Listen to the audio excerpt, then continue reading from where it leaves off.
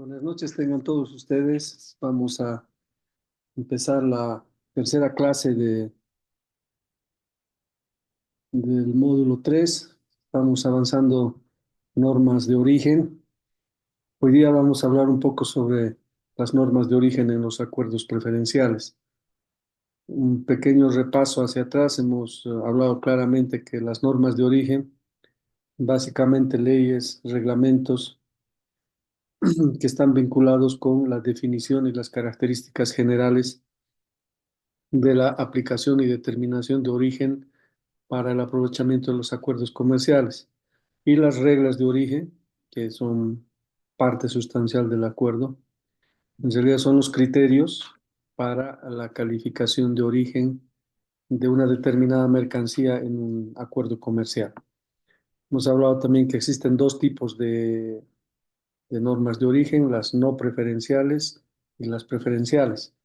Las no preferenciales se enmarcan en la Organización Mundial del Comercio, son más generales en realidad y que tienen básicamente relación con aspectos estadísticos y con la aplicación de ciertas medidas de defensa comercial en los acuerdos comerciales, en el marco multilateral. El segundo grupo, la segunda categoría, son las preferenciales, en las que nos estamos concentrando en la materia porque es parte de la práctica cotidiana en realidad para determinar el aprovechamiento de una mercancía.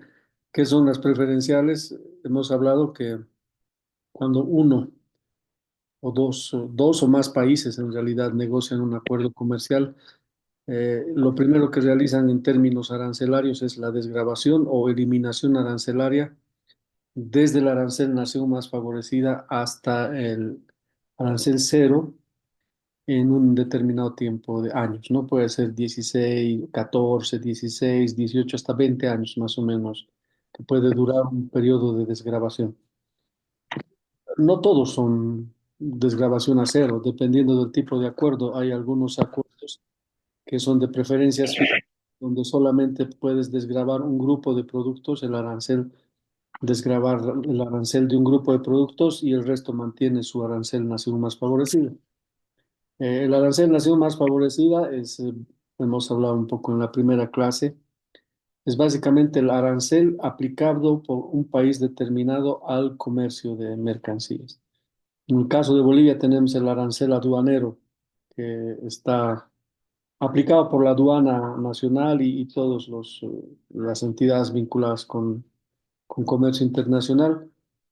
Tenemos 0, 5, 10, 15, 20, 25, 30, 35, 40, 9 categorías tenemos, ¿no? Del 0 al 40%. Entonces, el arancel aplicado, por ejemplo, el NMF es 15, digamos, ¿no? 15% para una determinada mercancía, pero el arancel consolidado en la OMC es 40 casi para todos los productos, pero no es el aplicado, ¿no? O sea, tenemos la ventaja, digamos, de subir en algún momento a 40, como ha pasado con calzados y textiles, pero también estamos con los vinos, pero normalmente y en la práctica el arancel NMF, que es el arancel nación más favorecida que es aplicado a todos los países con los que no se tiene acuerdos comerciales, es siempre más bajo que el arancel consolidado. Y la tercera categoría es el arancel preferencial, que como hemos hablado en su mayoría, o en la mayoría de los acuerdos de los que Bolivia ha firmado un convenio con algún país o algún grupo de países de América Latina en el marco ALADI, el arancel es de 0%. Entonces, cuando el arancel llega a cero, ¿cómo demostramos? Hemos hablado en las dos clases anteriores, ¿cómo demostramos que una mercancía se tendría que beneficiar de ese arancel cero? Pues la única manera de verificar es que el producto sea originario del país de donde se está exportando al país importador. Esa es una de las primeras condiciones. O sea, las normas de origen se utilizan o se aplican básicamente para calificar el origen de una determinada mercancía y beneficiarse de la desgravación arancelaria del acuerdo comercial. También hemos dado el ejemplo del azúcar, ¿no es cierto? O sea, Bolivia no puede traer azúcar de Brasil, digamos, embolsarlo el azúcar y exportarlo a Colombia. Eso es triangulación en realidad. ¿no? ¿Por qué? Porque se está beneficiando un producto de un país que no es parte del acuerdo. Ahí hemos hablado de una característica fundamental que es la acumulación de origen, que vamos a ver un poquito más adelante cuando estemos haciendo el análisis por cada acuerdo comercial, cómo están clasificadas las normas de origen. Luego hemos hablado también de los criterios para calificar origen, ¿no? Hay tres criterios básicos para calificar origen. El primero de los criterios es que la mercancía sea totalmente obtenida en un territorio de las partes. Eh, Básicamente son productos del reino animal, del reino vegetal y del reino mineral. Sí, ¿no es cierto? O sea, no puedes traer un... Y cuando tienen un cierto grado de procesamiento, como la carne, ¿no? La carne. No puedes traer ganado bovino del Perú, faenearlo acá en Bolivia, oficialmente estoy hablando, y exportarlo, ¿no? O sea, tiene que ser, la carne tiene que ser de animales enteramente, bueno, producidos, se dice el concepto general, pero que son nacidos y criados vivos en el territorio de una de las partes. Tenemos el segundo criterio que es un poquito más avanzado en realidad y es producido, enteramente producido, ¿no? Que significa que todos los materiales e insumos tienen que ser del país de origen, desde donde se está exportando la mercancía. Ahora, ahí hemos puesto algunos ejemplos, se acordarán, hemos revisado también en la clase anterior, dependiendo desde qué punto del proceso productivo empiezas a calificar origen. Hemos hablado de las chalinas, si no me equivoco, ¿no? En el ejemplo anterior. Hemos dicho que para que las chalinas califiquen como originarios de un país determinado, el hilado tiene que ser producido en el país desde donde se va a exportar la mercancía. Alguien dirá, también hablamos, ¿se acuerdan? Que no, no, si dice enteramente producido, tiene que ser desde la fibra. La fibra, el hilado y las chalinas tienen que ser originarios del país, pero no necesariamente, dependiendo, como les digo, de cómo negocian los negociadores de los países. Por ejemplo, en el caso de Perú, cuando negoció su tratado de libre comercio con Japón, Perú no es autosuficiente en fibra de camélidos, ¿no? De alpaca o de vicuñas. Entonces, mal podía haber negociado en el Tratado de Libre Comercio de que las chalinas que Perú quiera exportar a Japón sean con fibra producida en su país, sabiendo que no tienen capacidad productiva de fibra. Entonces, ellos han preferido decir, bueno, que sea desde el hilado, ¿no? El hilado tiene que ser hecho en mi país para que a mi chalina se confiera origen en el marco del acuerdo. Entonces, si el origen es desde el hilado, la fibra puede llevar desde otro país y obviamente ese otro país es Bolivia.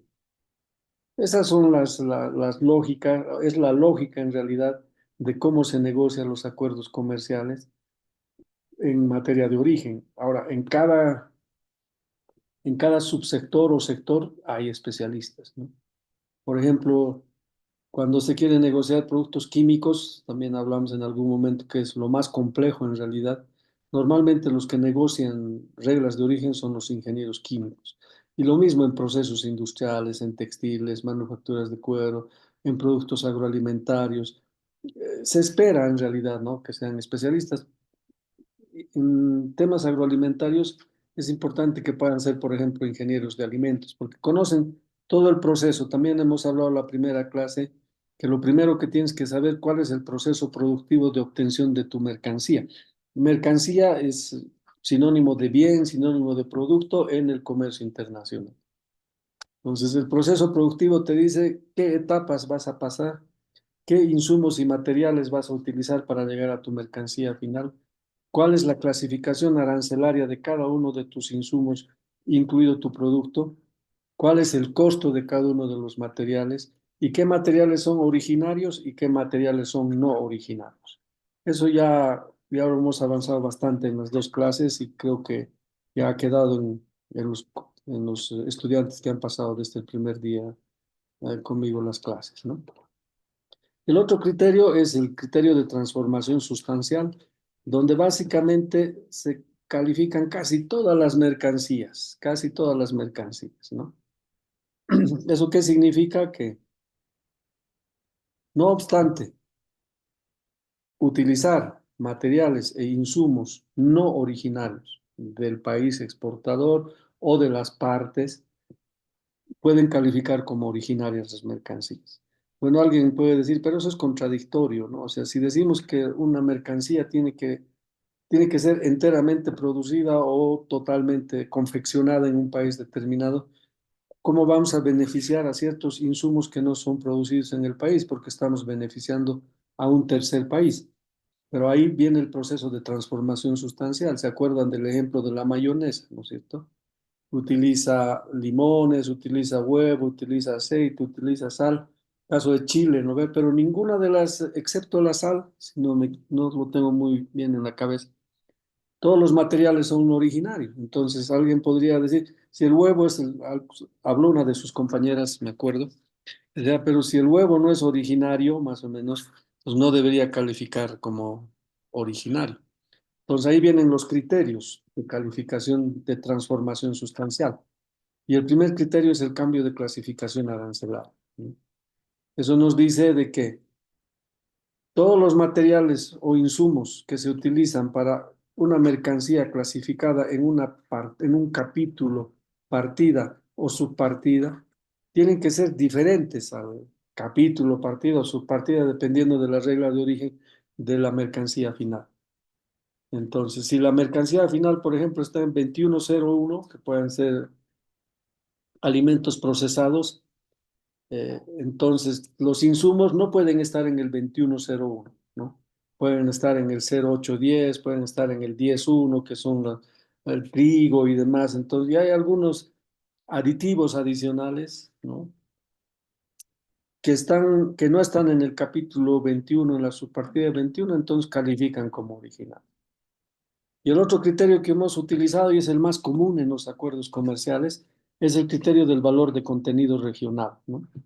También tengo una tabla al final de las diapositivas. Es una tabla que hemos trabajado en la oficina justamente para comparar las reglas de origen del AC36, Bolivia-Mercosur, el AC18, países del Mercosur y un reglamento del Mercosur. Justamente hemos hecho ese análisis en la oficina para ver cuál es el criterio más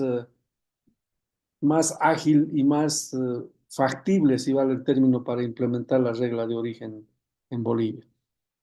Y hay un tercer criterio que es el criterio de proceso productivo, donde especialmente en los productos químicos hemos hablado, donde te piden que cierto proceso productivo sea realizado en tu país. Y ahí viene la complejidad, ¿no? Que es el mix o la mezcla de criterios de calificación de origen. En algunas reglas te dicen un cambio a la subpartida 2101 de cualquier capítulo, que es excepto de la subpartida 0810, digamos. Eso ya ustedes lo saben bastante bien de las clases anteriores, ¿no? Es la más simple. Ay, me olvidaba, ¿no? También las reglas de origen se clasifican en generales y específicas. Las específicas son los famosos REOs, ¿no? Requisitos específicos de origen, que tienen primacía sobre los requisitos generales. Por eso, en la estructura de un acuerdo comercial siempre están clasificados en un anexo aparte los requisitos específicos de origen, que son menos flexibles, que son más rígidos. ¿Por qué? Porque cuando abres tu mercado a un determinado país, es posible que ese país sea más eficiente que el tuyo. Entonces, te exporte un producto y que pueda afectar a tu estructura productiva. Cuando pones requisitos específicos más exigentes, le dices, por ejemplo, si Bolivia produce jugos de naranja, ¿no? Y Brasil quiere exportar jugos de naranja a Bolivia y no tiene las naranjas, bueno, es un ejemplo ficticio, ¿no?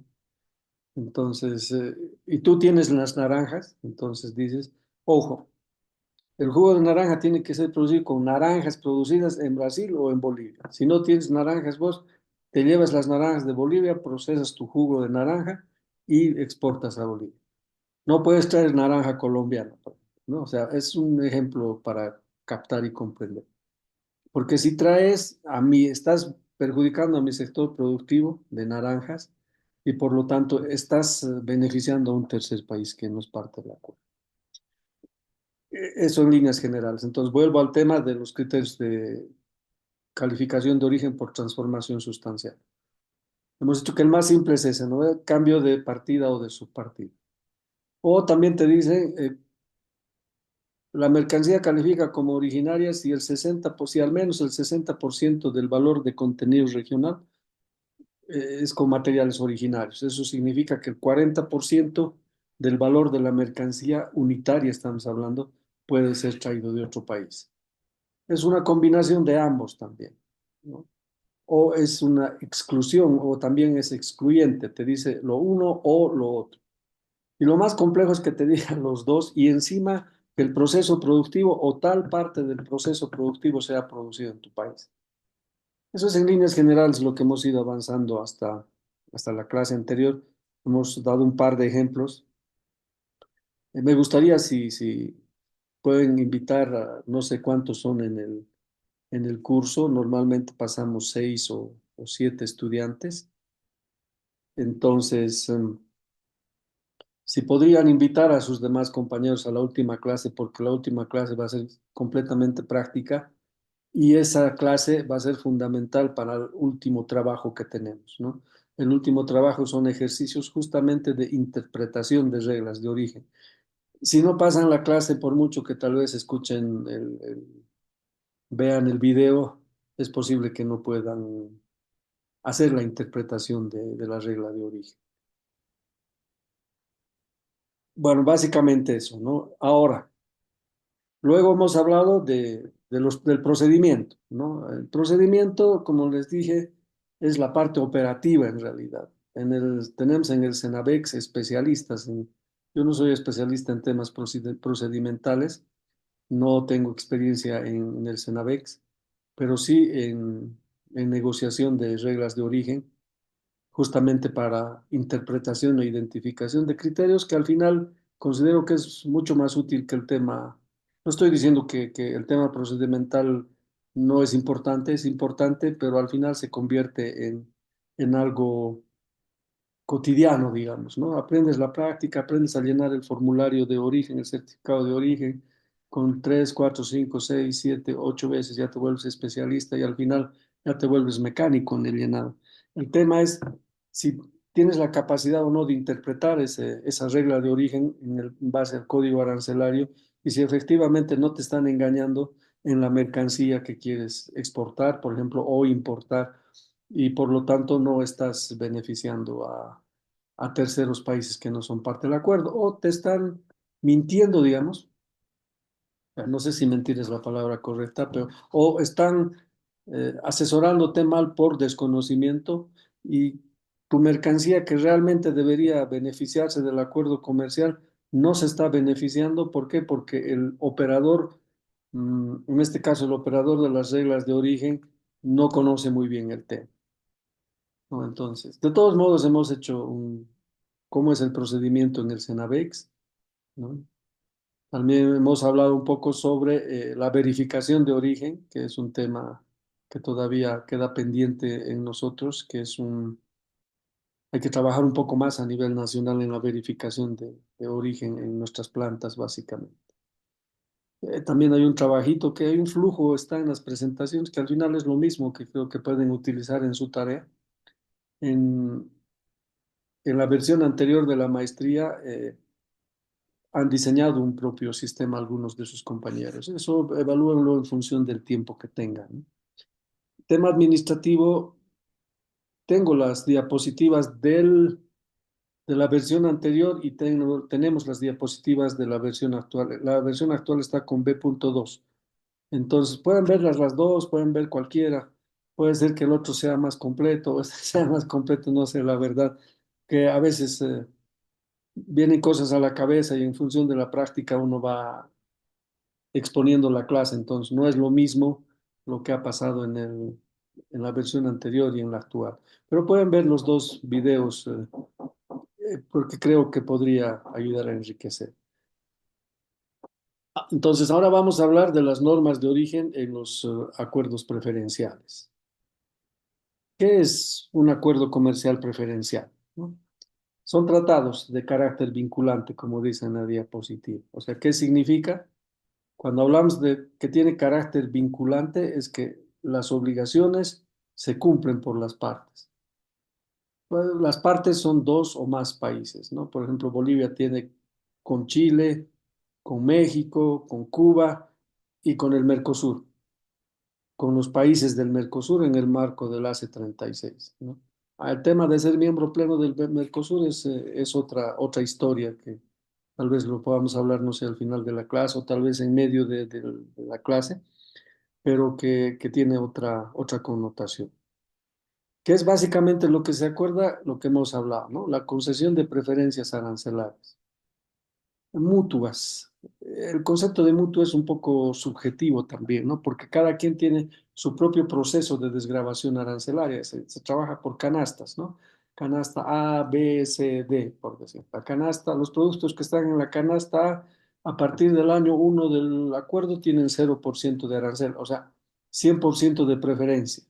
También hemos hablado un poco en la primera clase cómo es la preferencia porcentual, ¿no? Los que están en la canasta B se desgravan en 5 años. Puede ser desgravación lineal. Si tiene arancel de 2, cada año está bajando 2 menos 2 menos 2 menos 2 menos 2 hasta llegar a cero. Los que están en la C son a 10 años. Puede ser no lineal. Eso significa por tramos, ¿no? O sea, es un gráfico irregular, como una especie de un polígono más o menos, ¿no? Y así sucesivamente llegamos hasta la última categoría que puede ser la categoría D. Algunas tienen un D asterisco, como Bolivia en el caso con el ACE 36, donde los países del Mercosur, por decir, acaban en el año 14 y Bolivia tiene todavía hasta el año 18 un grupo de productos. Bolivia escogió azúcar y soya y demás. Al final todos terminan desgravados, ¿no? Eso es en términos arancelarios. Eso es lo que llamamos la zona de libre comercio, donde el arancel es cero. Ahí vienen después las etapas de la integración, ¿no? Viene la zona preferencias fijas, donde solamente se desgrava un grupo de productos. Eso seguramente han llevado o van a llevar en el módulo de comercio internacional. Después, en el diplomado de comercio internacional. Pues después viene la unión aduanera, ¿no? La unión aduanera, ¿qué significa? Que tienen un arancel externo común. Van a escuchar ahorita las novedades con Bolivia y Mercosur. Bolivia es miembro del Mercosur, pero tiene que aplicar el arancel externo común del Mercosur. Ahorita esa es la noticia, si ustedes van a ir revisando noticias del ámbito comercial. Eso significa que en la zona de libre comercio el país A tiene su propia estructura arancelaria y el país B tiene su propia estructura arancelaria para terceros países. Cuando hablamos ya de la unión aduanera, ambos ya tienen la misma estructura arancelaria, es el arancel externo común, que es lo básico. Después viene ya el mercado común, la unión económica y demás, pero hasta la unión aduanera es donde hablamos de términos arancelarios, porque ahí se mantiene. El Mercosur es una unión aduanera, pero es imperfecta. También van a escuchar eso en las noticias. Nuestras autoridades en algún momento han dado la información. ¿Por qué? Porque si bien tienen una estructura arancelaria común, hay algunas sensibilidades donde los países se apartan del arancel externo común para un grupo de productos. Eso es lo que vamos a negociar nosotros como Bolivia para cuando incorporemos todo el acervo normativo del Mercosur a nuestro ordenamiento jurídico. Y el otro tipo de reducción son las barreras no arancelarias. Creo que no es la palabra correcta, es reducción de barreras no arancelarias, porque las barreras no arancelarias son las medidas sanitarias, fitosanitarias que no se pueden reducir, los reglamentos técnicos, las medidas de defensa comercial y algún tipo de medida que no sea arancelaria, ¿no? Que no sea número. Ahora en la práctica ustedes han debido ver, y entiendo que la mayoría de ustedes está vinculado con temas de comercio internacional, el arancel ya es innecesario. A partir de un arancel de 5% es insignificante. Entonces los países, como no pueden utilizar ya aranceles y como sus reglas de origen son demasiado livianas o flexibles, entonces recurren a las medidas no arancelarias, ¿no? restringen el comercio porque aplican medidas sanitarias, fitosanitarias, en muchos de los casos que no son justificados. Nosotros en Bolivia somos campeones para aplicar esas medidas no justificadas y después tenemos problemas. Algo que me olvidaba y que es importante es que cada acuerdo comercial tiene su propio sistema de regla de origen. Eso es lo complicado para el exportador. Si con Bolivia, con México hay una regla de origen, Bolivia con Mercosur hay otra regla de origen. Bolivia-Chile, otra regla de origen. Entonces, ahí se complica para el exportador. Es el famoso Spaghetti Bowl. Van a buscar en el internet. Es un mix de acuerdos y reglas de origen que al final dificultan el proceso de exportación.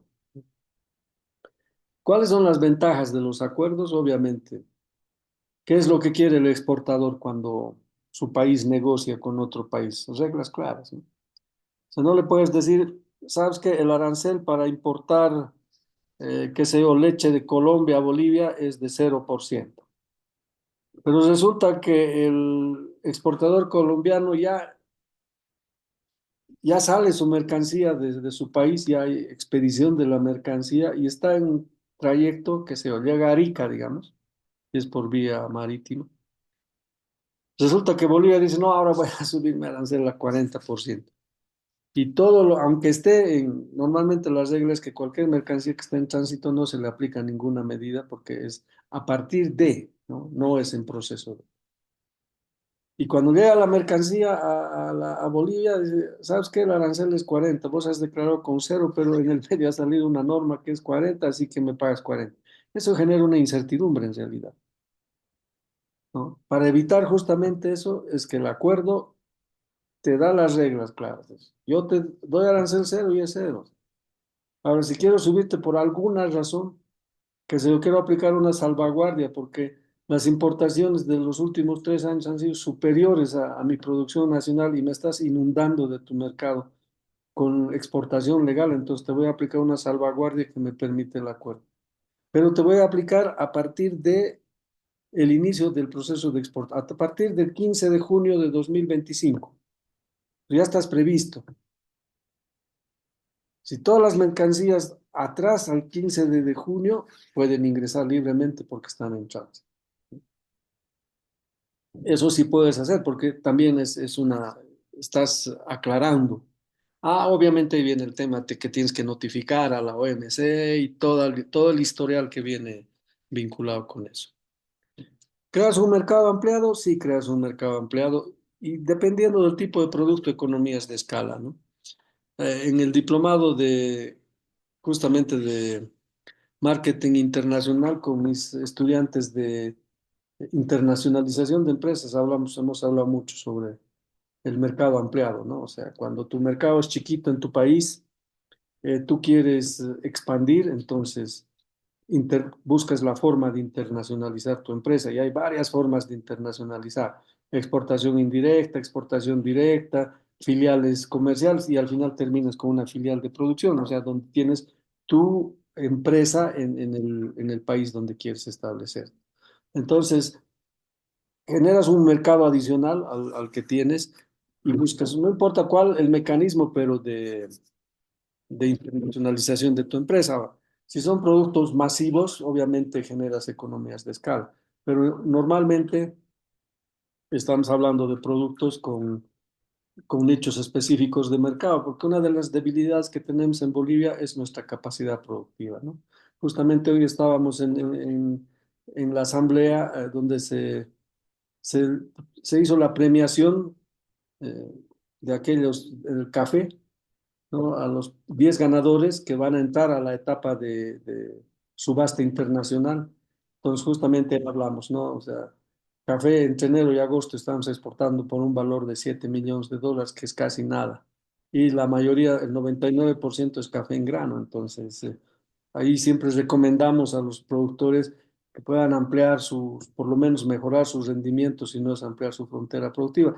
No olviden, y me gustaría que cuando están estudiando la maestría, investiguen, vean noticias. No sé si alguno de ustedes conoce la ley de no deforestación de la Unión Europea.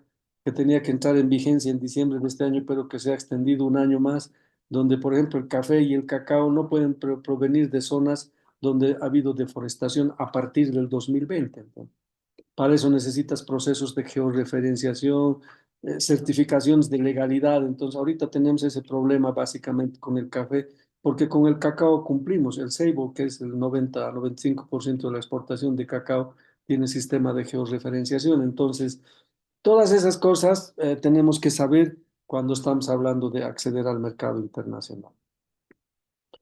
Generación de valor agregado es lo más recomendable, pero como les decía, en el caso del café, siempre exportamos café verde en grano, porque los importadores, por ejemplo, hablamos de Japón, cuando exportamos café a Japón, ellos son muy claros, dicen, nosotros no queremos café acabado.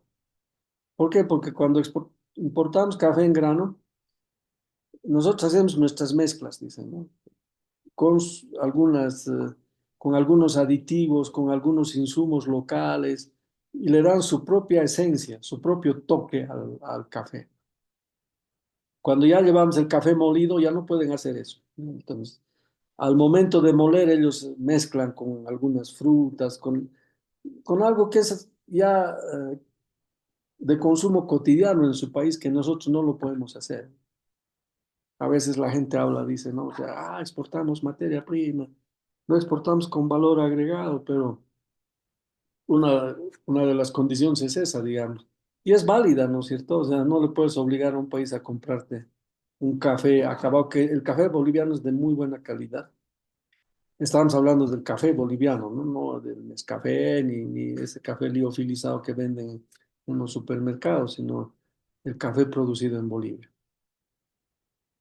Aumentas la productividad, que es lo más recomendable, ¿no es cierto? Es la cantidad de producto por unidad, en caso de producto agropecuario, por unidad de superficie. Puedes diversificar, innovar y obviamente tener mayor calidad, ¿no? ¿Generas empleo? Sí. Ahora, también dependiendo del sector, ¿no? Si es un sector exigente en tecnología, entonces en realidad estás hablando con una mano de obra calificada. Atracción de flujos de inversión, sí y no al final. También es discutible, ¿no? O sea, alguna vez discutíamos con algunos amigos del Ministerio de Planificación, donde la inversión, ¿dónde llega? Ahora el boom es el litio. Rara vez vas a ver una inversión extranjera en café, digamos, o en algún producto agropecuario, dadas por sus características y condiciones también. Pero puedes hacer joint ventures, ¿no? Asociaciones con algunos empresarios para poder acceder al mercado internacional. Y finalmente, fomentas el crecimiento económico y mejoras la calidad de vida. Entonces, eso es básicamente las ventajas de los acuerdos comerciales. Yo no he puesto aquí desventajas porque, bueno, me considero una de las personas que sí estoy de acuerdo con ser parte de acuerdos comerciales, diversificar, potenciar nuestra exportación y obviamente mejorar nuestra capacidad productiva tanto para producción, para consumo interno como externo. Algún día tienes que competir, ¿no? O sea, no puedes, perdón, no puedes cerrarte.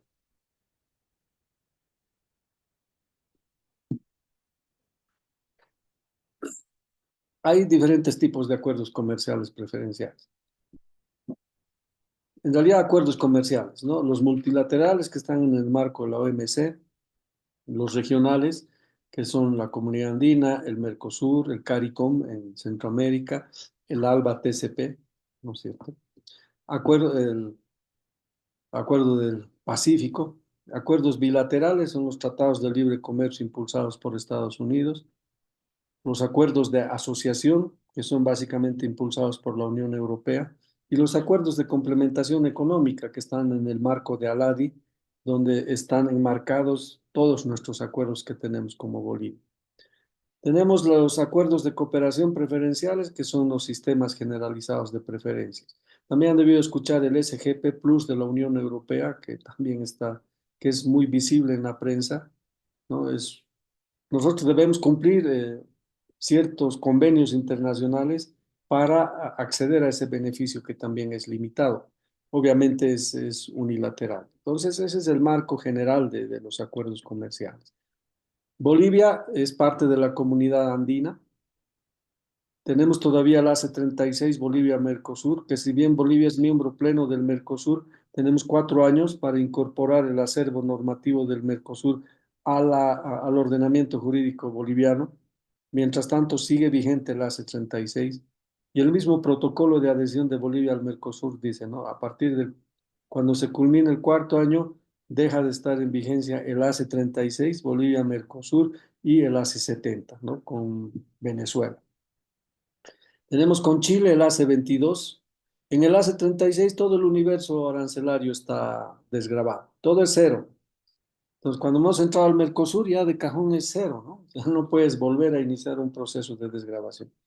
Con Chile, Chile nos otorga el 100% de la preferencia arancelaria, excepto el trigo, la harina de trigo y el azúcar. Yo creo que son 60.000 toneladas más o menos en tema de azúcar, que ni siquiera cumplimos porque preferimos copar el contingente que nos ofrece Estados Unidos. En cambio, Bolivia solo le otorga preferencia a cerca de 400 subpartidas arancelarias, no es al universo arancelario. Este último, en la comisión administradora que tuvimos en Santa Cruz, hemos abierto a 10 productos más. Obviamente que no compiten con la producción nacional. Todavía no está muy, todavía la información no es visible en la prensa, porque dada la coyuntura actual es un poco complejo sacar ese tipo de información, que la gente dice, ah, Bolivia está regalando acceso a Chile, pero también está en su derecho Chile de decirnos, oye, ustedes a los del Mercosur y a los de la comunidad andina no les cobran arancel y por qué a mí solo me dan preferencia para 400 productos. Tenemos el ACE 66 Bolivia-México, casi 98% del universo arancelario está desgravado, hay algunas excepciones. México tiene 191 subpartidas y Bolivia 162. Y así tenemos el ACE 47 Bolivia-Cuba, tenemos una preferencia arancelaria regional con Panamá, donde Panamá básicamente nos otorga 403 subpartidas arancelarias en cero. Eso es básicamente el contexto de los acuerdos comerciales que tenemos en Bolivia, ¿no? No son muchos, pero creo que podemos aprovechar las ventajas regionales para mejorar nuestra oferta potencial. ¿Cómo está estructurado ahora el capítulo de reglas de origen? Estamos hablando de los acuerdos de nueva generación, ¿no? A partir de los tratados de libre comercio. Este es un ejemplo, Bolivia, mejor dicho, Chile, Estados Unidos.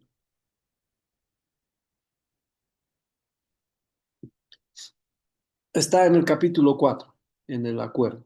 Aquí tenemos la fuente, ustedes pueden revisar ahí si quieren profundizar un poco más.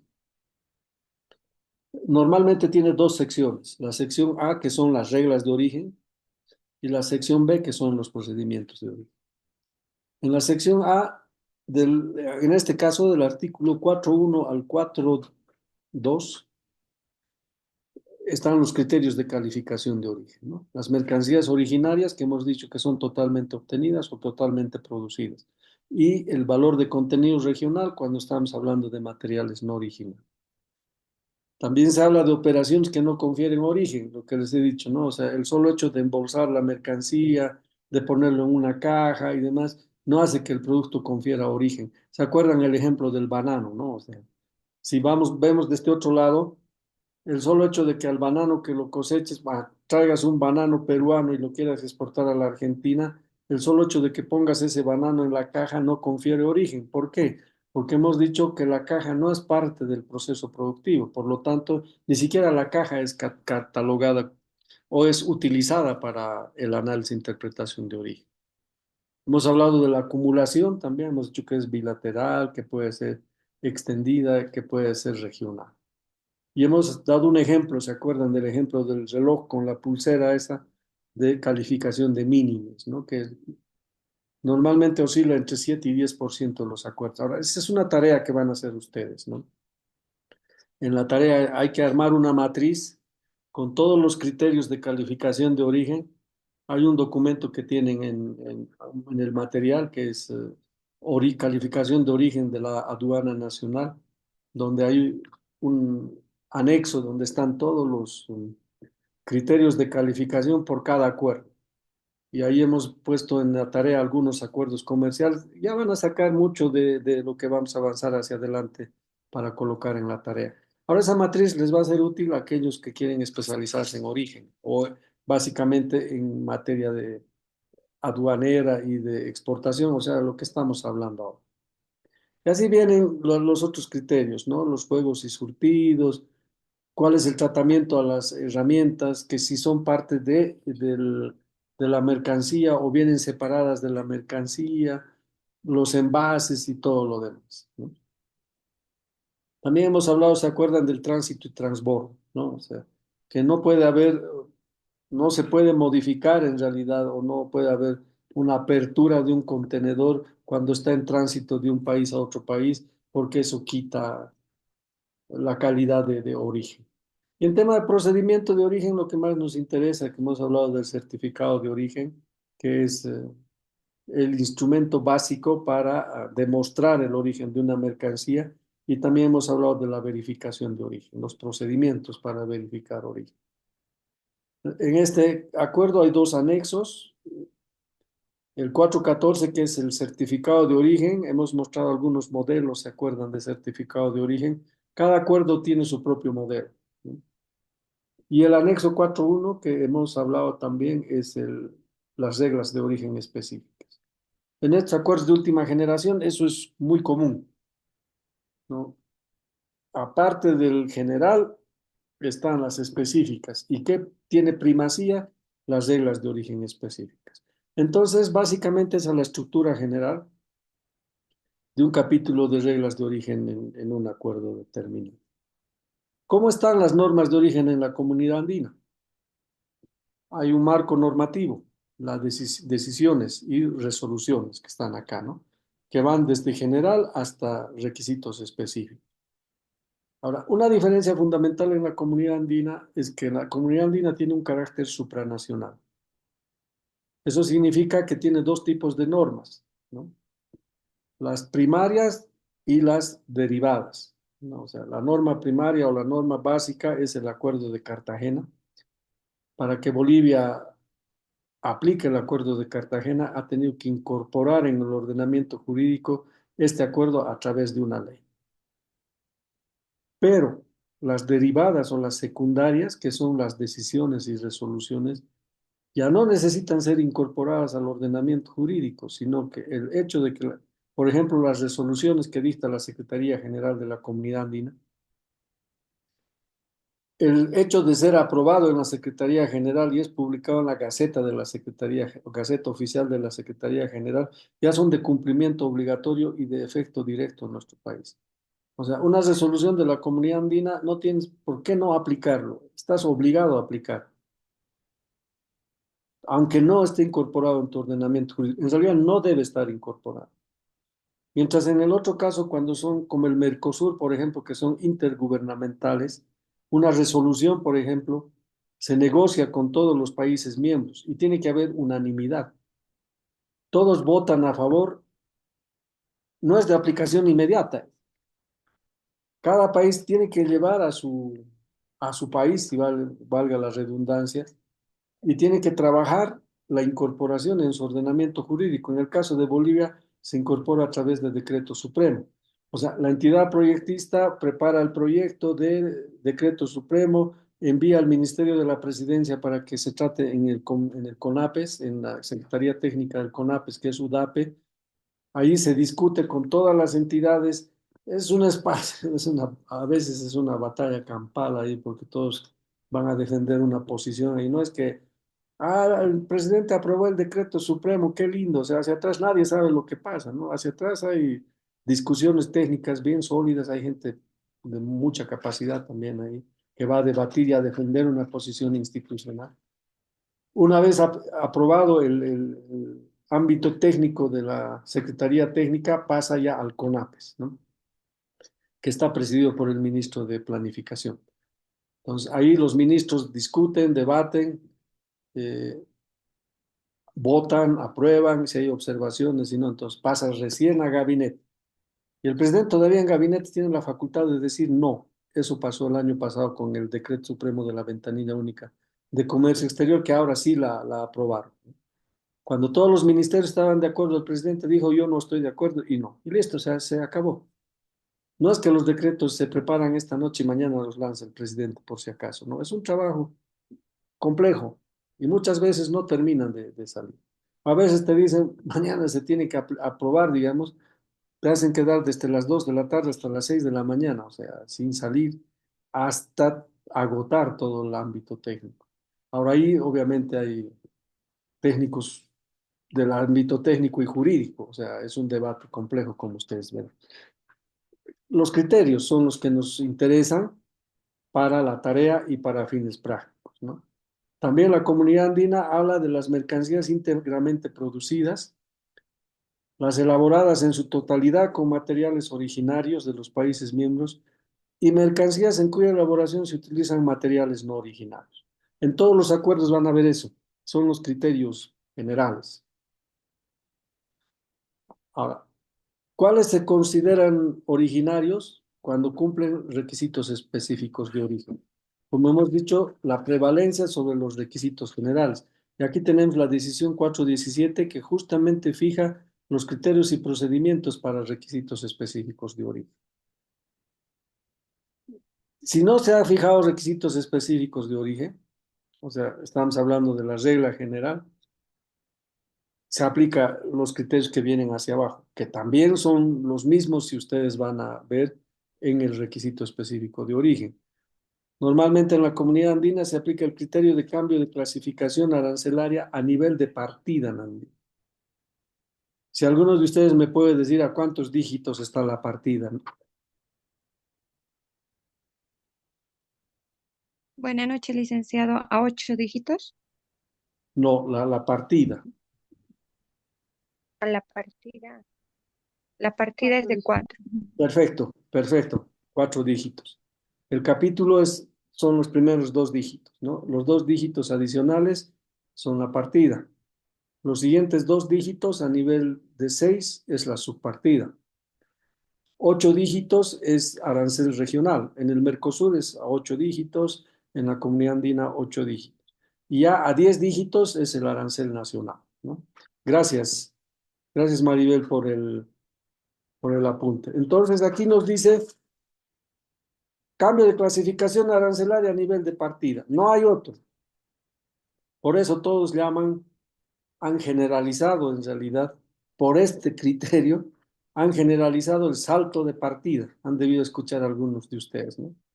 Uno de los criterios para calificar origen es el salto de partida, dicen. Está bien cuando se habla a nivel de partida, pero hemos visto algunos ejemplos que se habla a nivel de capítulo y a nivel de subpartida. Entonces, ya no sirve el salto de partida.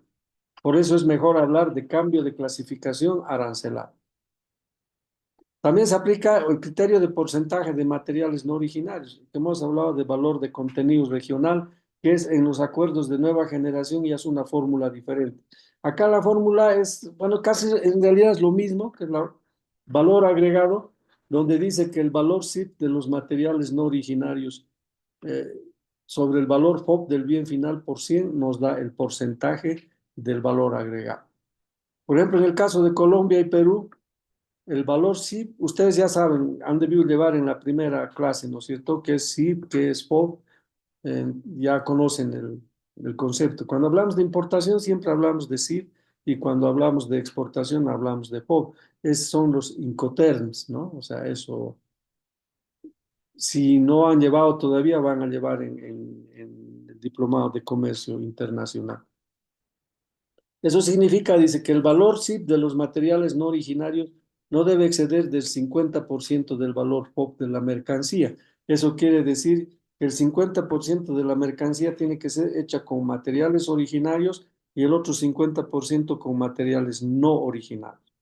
En el caso de Bolivia y Perú, como países de menor desarrollo económico relativo, que es un concepto de Aladi, es el 60%. O sea, hay un 10% más adicional de materiales no originarios cuando tengas que exportar al interior de los países de la comunidad andina. Entonces hay una ventaja adicional, ¿no? Para Bolivia y Ecuador. Se puede acumular, la acumulación de origen se puede acumular entre los países de la comunidad andina, solo entre los países de la comunidad andina. No puedes acumular ni de Chile, no puedes acumular ni de los países del Mercosur, ¿no? Porque dice, se considerarán como originarios los materiales importados originarios de los demás países miembros. O sea, si quieres exportar a Colombia una mercancía determinada, qué sé yo, calzado de cuero, y Bolivia no tiene la capacidad suficiente para tener el cuero necesario para la exportación, puede traer cuero peruano y exportar a Colombia, pero no puede traer cuero brasilero, ¿no? Eso nos dice esta regla, ¿no? No puede traer cuero brasilero, solo se acumula entre los países del Mercosur. Ahora, no contiene disposiciones de minimis el acuerdo, ¿no? O sea, no hay esa ventaja como hay en los acuerdos que ha firmado Chile, los tratados de libre comercio que ha firmado Perú, ¿no? Hay otros criterios, los juegos y surtidos, ¿no? Cada una de las mercancías tienen que cumplir con las normas establecidas en la decisión que hemos hablado hace rato.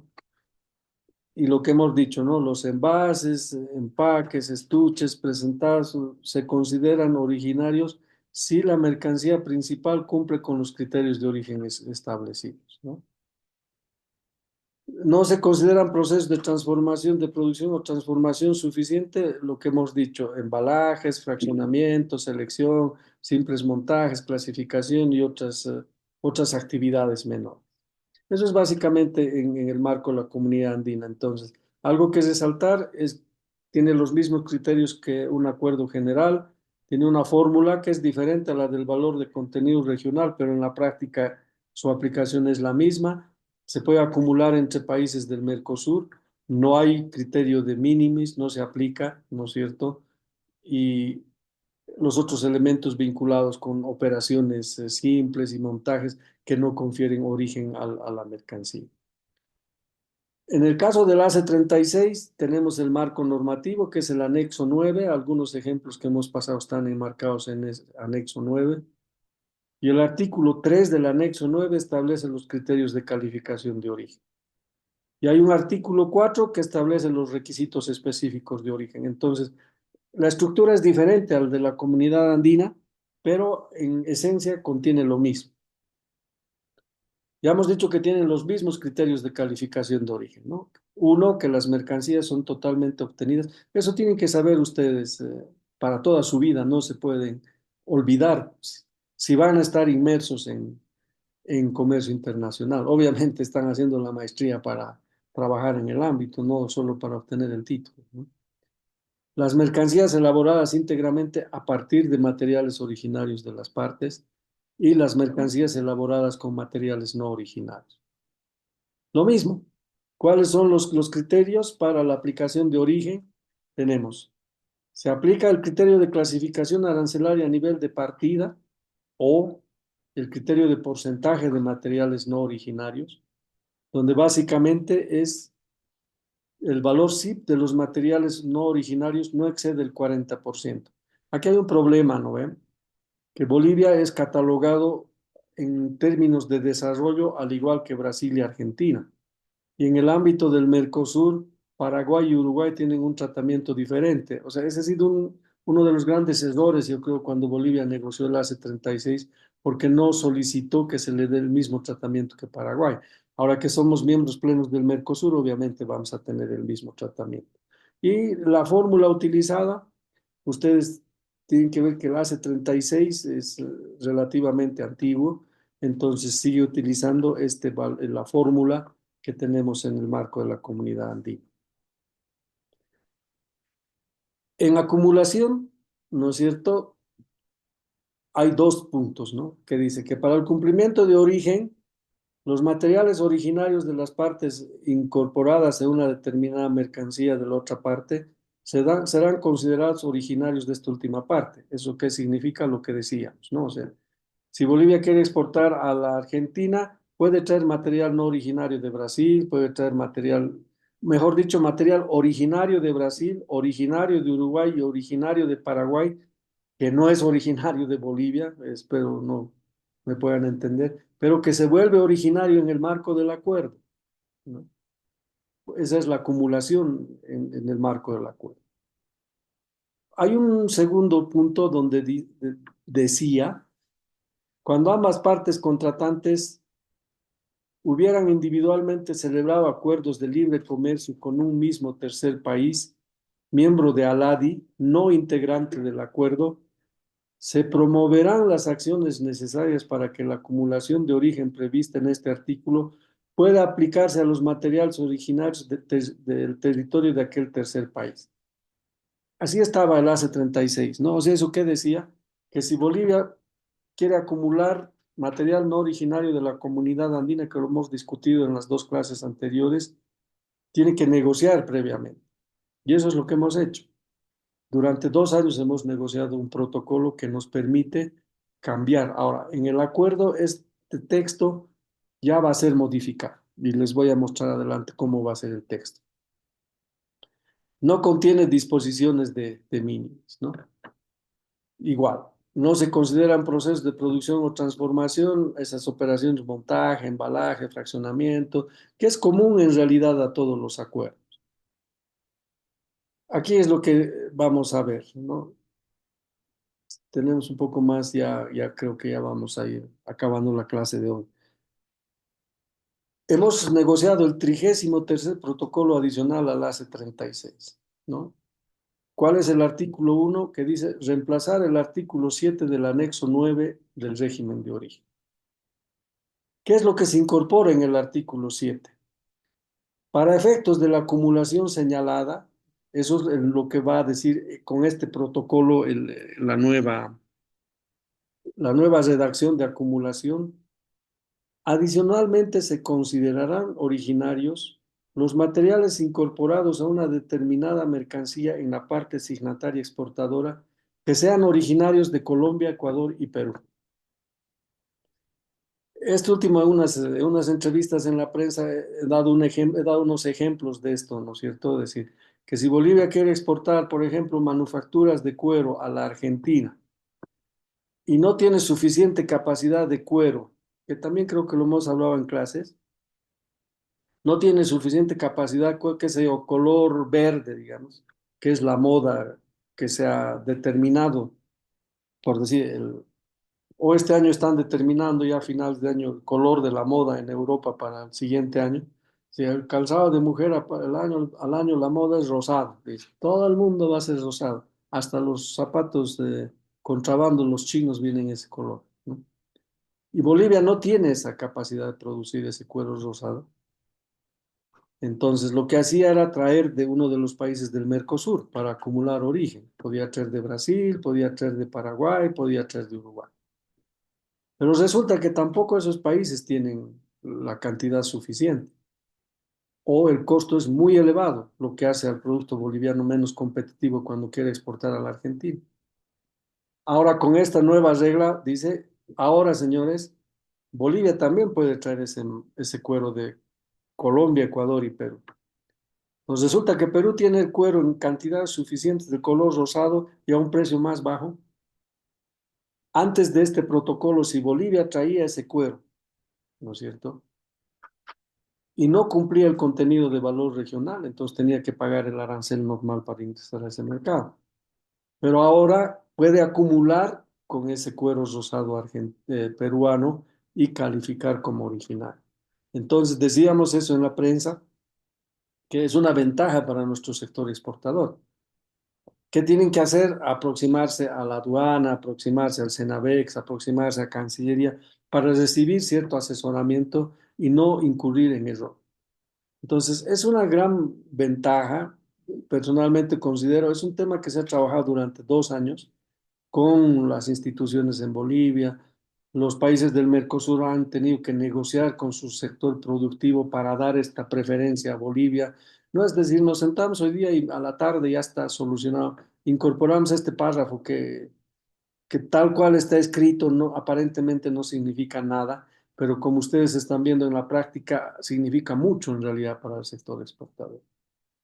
Entonces, este proceso ha sido plasmado y de verdad esperamos que nuestros exportadores, ahora ustedes también pueden asesorar a los exportadores o con quienes están trabajando, o si ustedes son exportadores, ya saben que para exportar una mercancía a los países del Mercosur pueden utilizar material no originario, pueden acumular con material de Colombia, Ecuador y Perú. Puede ser hilados para confecciones, ya depende del tipo de producto que nosotros queremos exportar al Mercosur. Ya finalmente tenemos las normas de origen del ACE 66, Bolivia-México. Es un capítulo básicamente y tiene un anexo de requisitos específicos de origen. Y como ustedes pueden ver, perdón, los criterios son los mismos. Pero ¿cuál es la diferencia con la comunidad andina y el ACE 36? En el criterio general, ¿no? Decíamos en los acuerdos anteriores, un cambio de partida o un contenido de valor regional. O sea, era excluyente, ¿no es cierto?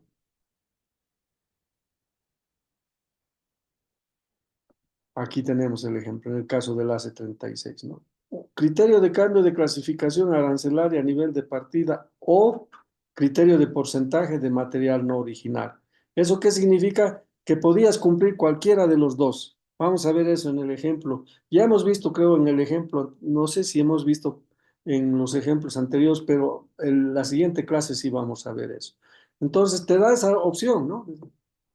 Si no puedes cumplir clasificación arancelaria, o sea, en este caso, salto de partida, puedes ir al otro método, que es el valor de contenido regional. Y si el valor de contenido regional es más flexible y cumples con esa condición, entonces tu mercancía califica como originario. Pero en el caso del ACE 66, es un criterio adicional que hace más restrictivo en realidad. Es más, aquí te dice criterio de cambio de clasificación arancelaria. Entonces puede ser salto de capítulo, salto de partida, salto de subpartida. Mientras más cercano esté a la partida, al capítulo, es más riguroso y más exigente la calificación del criterio de origen. Y además, tienes que cumplir con el criterio de valor de contenido regional. Y te dan dos métodos. El método que nosotros hemos trabajado en los ejemplos anteriores, que es el método de transacción, que es básicamente el valor de contenido regional, el valor total de la mercancía menos el valor de los materiales no originarios sobre el valor total por 100. ¿Se acuerdan el ejemplo de las pizarras de corcho, ¿no? Que tenía un valor de contenido regional del 92%, si no me equivoco, y la regla de origen era 60. Entonces, ustedes mismos han demostrado que sí se cumplía con el valor de contenido regional. Además, ¿no? Es el método del costo neto, ¿no? El costo neto menos el valor de materiales no originarios sobre costo neto. Ahora, normalmente esta fórmula se utiliza en la ausencia del valor de contenido regional, normalmente, ¿no? Pero ustedes, como van a ver ya en esta última diapositiva que tienen todavía, no entonces en la siguiente que tenemos, en esta diapositiva, por ejemplo, ustedes aquí van a ver un ejemplo de todo lo que está incorporado en el ACE 66. Te da incluso con un contenido regional no menor a 50% cuando se utiliza el método de valor de transacción o 41,66% cuando se utiliza el método de costo neto. Entonces, te dan las opciones de jugar con este método, pero como les decía, el método de costo neto normalmente se utiliza cuando hay ausencia de. Por eso es fundamental, vuelvo a repetir, es fundamental la determinación del valor, la valoración aduanera, ¿no? Es fundamental que ustedes en la anterior clase hayan aprendido a determinar el valor de la mercancía por los diferentes métodos de valoración aduanera, porque eso les va a permitir calcular su valor de contenido regional. Y seguramente les han dicho en el módulo anterior que a veces es un poco difícil calcular este valor Por lo tanto, la siguiente fórmula que utilizamos es la fórmula del costo neto. Y finalmente, ya para culminar la clase, el AC66 nos habla también de un proceso de acumulación, ¿no? Pero dice acá claramente, podrá acumular su producción de materiales que estén incorporados en el bien con la de uno o más productores del territorio de una o ambas partes. Entonces es acumulación bilateral, ¿no? No te abre la posibilidad, como en el caso del Mercosur, por ejemplo, que en su momento te decía que si quieren acumular de los otros países de la ALADI, se van a promover acciones necesarias para aplicarse. Entonces, eso es lo que hemos negociado. Por lo menos este párrafo te permitía negociar y justamente en la negociación que hemos hecho con los países del Mercosur, hemos acumulado este segundo párrafo aquí que nos permite ampliar la acumulación con los países de la comunidad andina. Mientras que en el caso del ACE 66 es cerrado al bilateral. Ahora, hemos hecho un análisis de evaluación de la aplicación de los acuerdos comerciales en Bolivia y el ACE 66 lamentablemente es un acuerdo que no es beneficioso para el país desde la óptica comercial. Hemos abierto a la importación de autos cuando hemos bajado el arancel de 40% a cero y México exporta muchos autos a Bolivia. A diferencia de los otros acuerdos, aquí tenemos sí una cláusula de minimis, ¿no? Ahora, esta cláusula de minimis aquí es interesante porque nos habla en términos de valor y en términos de peso, ¿no? En ambos casos nos habla de un 7%, pero especialmente en los capítulos 50 al 63, que son textiles y confecciones, estamos hablando incluso desde los hilados y demás, y nos habla en términos de peso total de las fibras. Entonces, como ustedes ven, queridos estudiantes, los acuerdos comerciales, ya para resumir, ¿no? O sea, en el marco de los acuerdos comerciales, primero que las reglas de origen, han visto acá, son diferentes en cada acuerdo comercial. Los criterios son los mismos, los criterios no cambian, ¿no? A veces cambia la fórmula, cambian los porcentajes. Cuando hablamos de cambio de clasificación arancelaria, en algunos casos puede ser a nivel de capítulo, en otros partida, en otros subpartida. Ahora, puede ser cambio de clasificación arancelaria o valor de contenido regional, o puede ser ambos, como en el caso del ACE 66, y podemos incluir el proceso productivo adicional.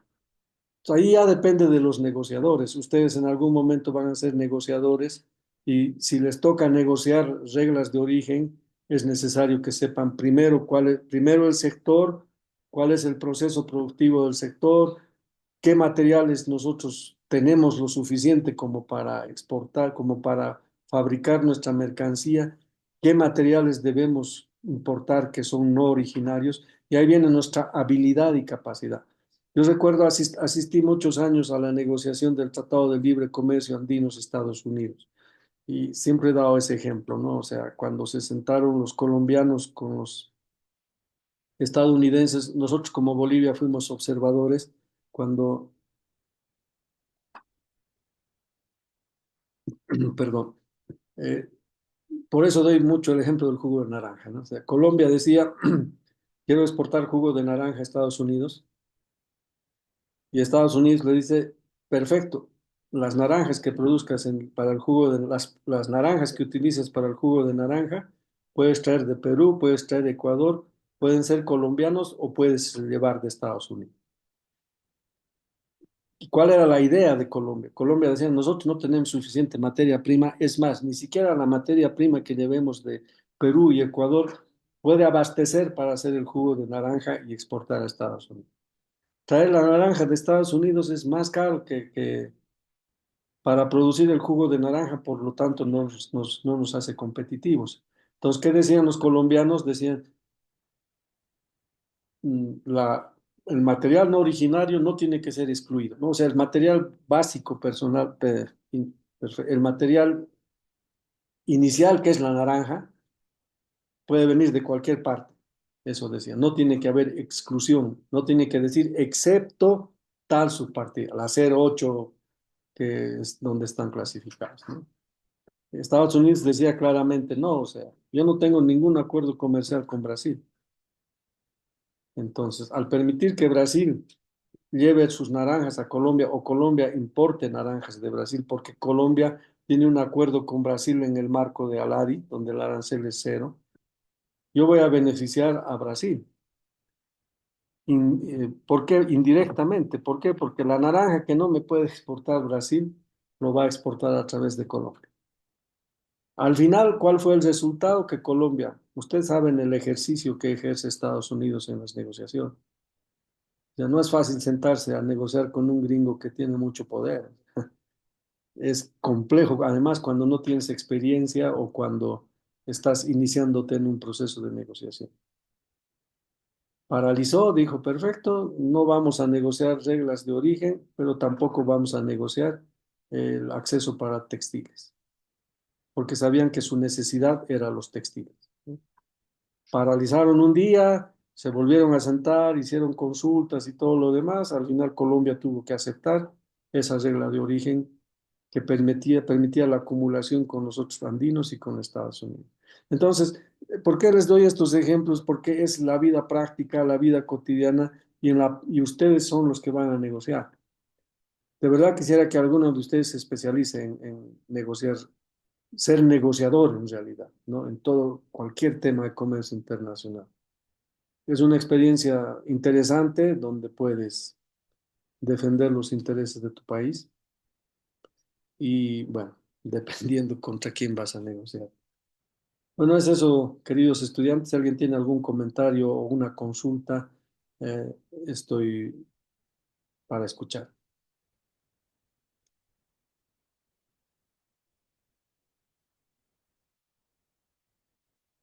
Bueno, entonces nos vemos la siguiente clase. Como les digo, va a ser práctica la clase.